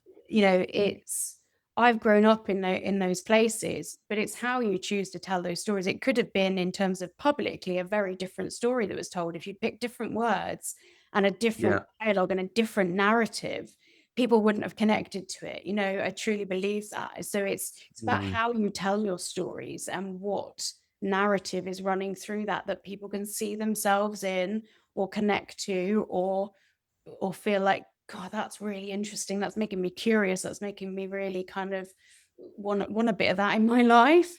So it's how you tell stories. And, I've been very fortunate to grow up at Heligan, but also at Eden. And, these are two of the places that are doing storytelling brilliantly in a way that people feel a part of and people can feel inspired by. So my hope is to... Yeah, people, by the way, just quickly aside, a lot of the viewers, listeners, the Lost Gardens of Heligan is one project. The Eden project is another one, which the Laura's family has been. You just need to go Google the Eden project and you'll get knocked on your ass. The scale of it is extraordinary, also ecological. But where do you think this, you're a very good storyteller and you understand how to present story. When we were putting together our project, which became Walks of a Curious Nature, Yeah. which is interacting with nature in the mind at Heligan, it was you who came up with that name. And I remember thinking, that's a certain instinct that people have. And obviously your father has this as well. Yeah. But do you feel that you learned storytelling at a certain point? Do you feel it's just instinctive? Because you guys are masterful at bringing the story of your projects across, I think, in a way that is quite unusual. We know, one always knows a lot of people who do amazing work, and you think, oh, if they can only just get it out there more, Yeah. they'd get the recognition. But as you say, that the story somehow isn't getting out there. Do you feel did you study it in any way? Do you feel you just acquired it with your mother's milk? I mean, how? I don't know. I mean, you're born and you're just you, aren't you? I mean, it's just I think Yeah. it's in, it's in my blood, I guess, a little bit. It must be, but I also think growing up in a house where we were always reading books, we were always telling jokes, we were always telling stories and trying to make each other laugh. We were always doing things, and whether that was, like I said earlier, going off and catching crabs or going off and stomping the footpath, it wasn't about having money to go and do things. It was just, I think, spending time communicating a lot. Yeah. And, my dad and my mum filled the house with friends. They were really social people. And so we heard a lot of tales and a lot of, nights where, as kids, we were welcome around the table with the adults, to listen to stories, to communicate with adults, to see lots of various people, that were in different worlds. So my dad was surrounded by musicians, people in theatre, so really sort of creative people. So there was always laughter and music and theatrics, and we were always going to the cinema. We were always going to, to watch the theatre. We grew up near Knee-High Theatre, who are a local theatre here that have just done amazing things. They're renowned for just telling incredible stories and in amazing ways, just imagination gone wild. And so I think that inspiration has always been around me, of telling tales. And, like I talked about earlier with The Secret Garden, I mean, I grew up reading Matilda over and over again, The Secret Garden over and over again, Charlotte's Web over and over again. And I think a lot of kids love telling stories over and over again, don't they? They know that. It's what, it's a memory of having a 2-year-old that wants the same book every night. Yes. There's a reason why they want to watch the same episode of Peppa Pig over and over again. People like recalling, they like joining in and all knowing the words and that sort of like togetherness of story. And it's basically learning the craft of storytelling, isn't it? When you're a kid, that revisiting the same story in more depth, in more detail. And that. So I think, for me, I just go with what feels good, and I love seeing people having a great time. Like, there's nothing better than creating something that holds meaning for other people, because it just holding meaning for yourself means nothing. Absolutely. It, And my God, have you guys done that in spades with Heligan and with Eden? I mean, I think one of the things that strikes everybody there is that it's the democratic nature of it. It's the big house with the big garden, but the big garden now in its own universe, which is now feels like it's so weird when you're in Heligan. You do feel like it's your own. It feels personal. And I know that's every person's experience who goes there. There's not a single person I've ever spoken to, whether they work there, whether even your dad who, sort of conceived it. I think that there's generations of people now who've kind of grown up there and their kids have grown up there. And there's this feeling that it is theirs. yeah, And you guys are really good at letting people feel that. Whereas, if you go to a big formal garden, like I was just in the Alcazar, sorry, in Seville the other day, and they're beautiful gardens, but they're not your gardens. You know what I mean? They say you can visit them, you can pay some money to visit, but they're not your gardens. Yeah. Heligan is so much more intimate than that. People just wander and get lost, and as you say, yeah, become wrapped in story. But the way in which you guys do it, I've gone around your gift shop and said, oh my gosh, there's another book on some aspect of Heligan, and now here you are reading the poems. yeah, That's an instinct that I think a lot of people don't have, is this constantly asking, how can we tell and retell the story? How can we look for different aspects of what we do and tell those stories? yeah. So I I think, imagine you're going to be very successful with this. hey, I hope so. People are very generous, and I think it's for me. Someone said to me a while ago that was really, really kind. They came and looked around the gardens with me, and they were like, "Wow, where did you train to know how to curate these things? Like, what course did you do?" And this, and I just looked at them like, that doesn't exist, right? And like, maybe it should. I mean, that would be great. But I just said to him, Maybe you should teach it. no, it's do you know what? It's for me, it's not being an expert in most things, but being interested in everything Sure. Curious. is actually Walks of my curious strength. nature. Yeah, hence the walks of a curious nature. And I think my strength is that I'm not afraid to tell people I know nothing about that. I know nothing about that, but you've just told me how amazing tardigrades are, or you've just told me what's actually happening under the soil.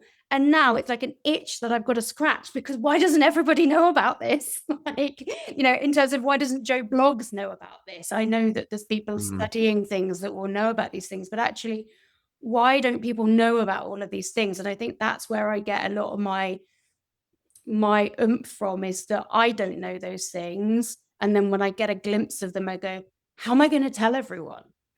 And I think my weird that wacky ideas come out about, how are we going to tell this story in a way that my neighbors, my kids, my friends would get. You don't have to be an academic. You don't have to be at university. This should just be wow. How do you spread the wow? what your family have done is you create a world of enchantment. I'm also thinking, for example, about the night garden that you do at Heligan, which, although I know it half kills you to do it, it's this for those who don't know it, it's through the Christmas period and the lead up to it. At night they open up the gardens in these grand illuminations in a very similar way to there were these illuminated gardens in London 200-300 years ago, and it's incredibly beautiful, and it's exquisitely done, and people come from miles and miles around, and it's amazing, and it's full, and people are just marveling and enchanted. It's an enchantment. Secret Garden is about enchantment. It seems that the key is you guys know how to be enchanted, which then allows you to communicate that enchantment, but you guys are actively looking for it. And maybe that is the key that you can go out and teach people and show people. A little bit like when you were exploring on your Welsh Section D, you were going into Cornwall, which is a land of enchantment, allowing this enchanting horse to take you through the land of enchantment, including the dangers. But you you then can bring the story back. And I think a lot of us actually could. I've actually quite often looked at what you guys do at Heligan and think, oh God, I could use a bit of mentorship here. Even though I'm a storyteller, even though I'm a writer, it's like I see the way You're you the guys best do it. I'm like, storyteller. Oh my gosh. they're like, damn, these guys are good. I could, yeah, but there's things that you come up with that don't occur to me to do. You know, particularly telling the specific like, for example, if I were to take a leaf out of your book in Horseboy, it would be looking at specific stories of particular kids and families that have had particular outcomes, or something magical within horses, in the shamanic aspect of it, and creating books and stories around that. And of course, part of it's just bandwidth. One only has a certain amount of time. But I've looked at how you guys take all these different aspects of Heligan and Eden and tell those stories. I think that is something that people need help with. So I will certainly be recommending to people that they hire a bit of Laura Chesterfield. And I think you and I should actually have some of these conversations, because I really do admire how you guys communicate the stories, because it also enhances people's experience. It means that when they go from Heligan and they go home, they take a bit of Heligan with them. Yeah. Yeah.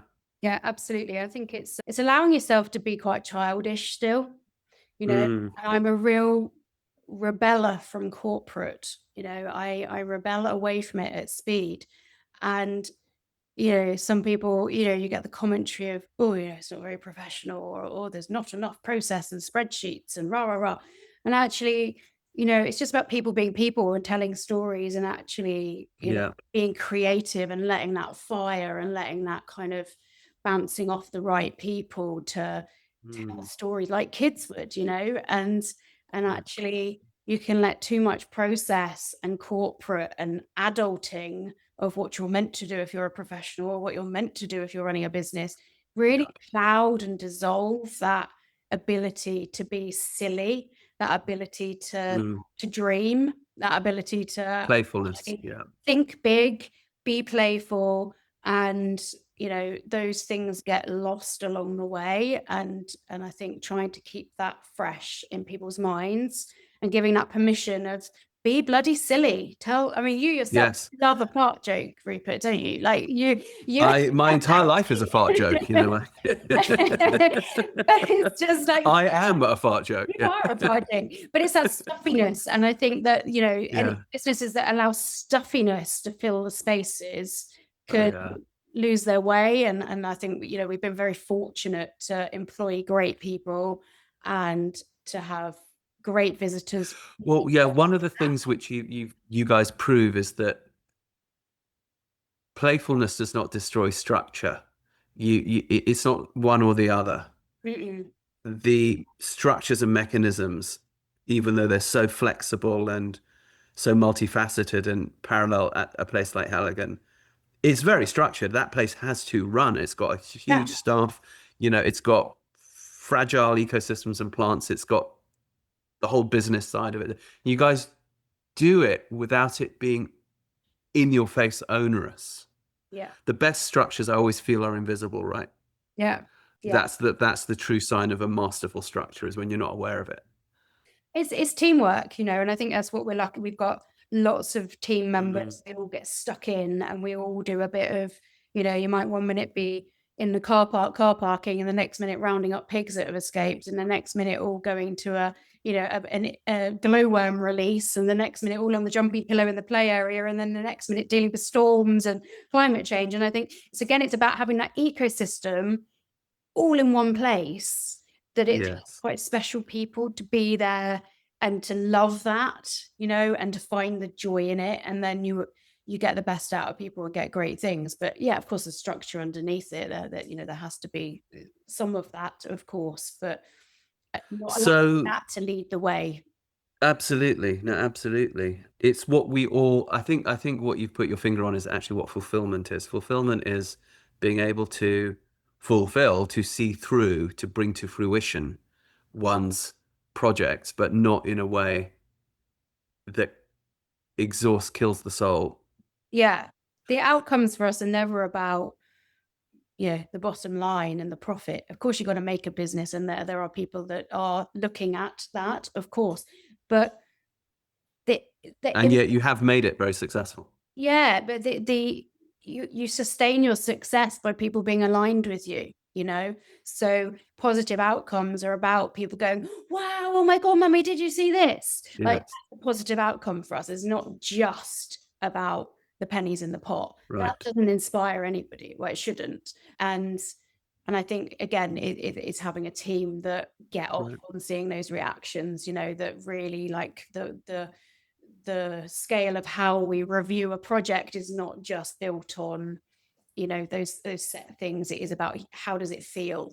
How does it, what does it do for somebody?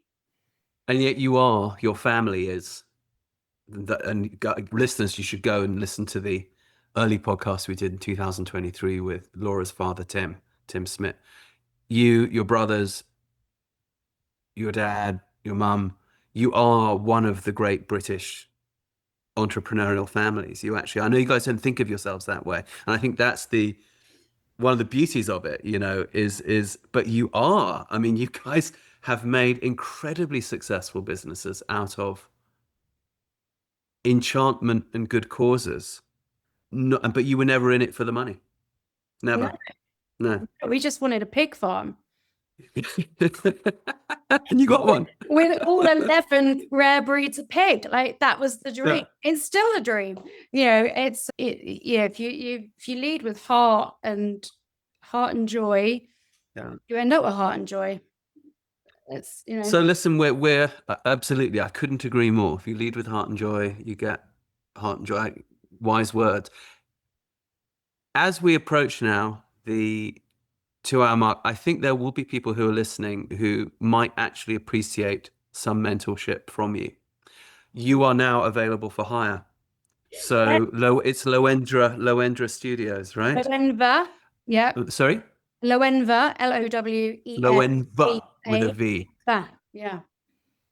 Those people listening, I cannot recommend enough if you are in a business or needing to put ideas together, Laura and the family that she comes out of, it is pretty breathtaking. Go and have a look at Heligan online, at Lost Gardens of Heligan. Go and have a look at the Eden Project. And now, if they do want to reach out for you for mentorship, and I think I might be actually, how do we contact you? Give us the plugs. Okay, so I mean, really only just sort of launching. So it's very exciting. So loenvastudios.com is the website. So that's the best place to get hold of me currently. And maybe we can put some details on the bottom of the podcast of how we will. We'll make sure that's in there. loenvastudios.com. Yeah. If you've got products you want to have a story told, these guys know how to do it in spades. Yeah. I'm going to look forward with bated breath to see how you do with this. And there's some projects I think I'd like to bring you in on. So we should talk about that. Very happy. Yeah. Thank you. All right, my friend. Well, thank you so much. And perhaps we'll have you back on in a year or so when you've got some interesting projects under your belt. Tell us what you did. Yeah, for sure. That would be wonderful. Thank you. I hope you enjoyed today's conversation as much as I did. If you did, please help us to make more. Please like, subscribe, tell a friend, give us a thumbs up. If you'd like to support us on Patreon, please go to my website, rupertisaacson.com. And if you'd like to find out about our certification courses with autism, education, horsemanship, everyday shamanism, there's a whole range of cool stuff. Putting a show together like this is not an easy task. If you'd like to support us, please consider going to our Patreon page and showing us some love there. Even the smallest donation, it really helps us to keep the good content coming. So go to rupertisaacson.com and click on the Patreon link. Not to mention our excellent merch. Please go to our shop and check out some of our really cool rock and roll themed merch, t-shirts, hoodies, all that sort of thing. rupertisaacson.com, it's all there. I can't wait for our next guest. and also to meet you there. In the meantime, remember, live free, ride free.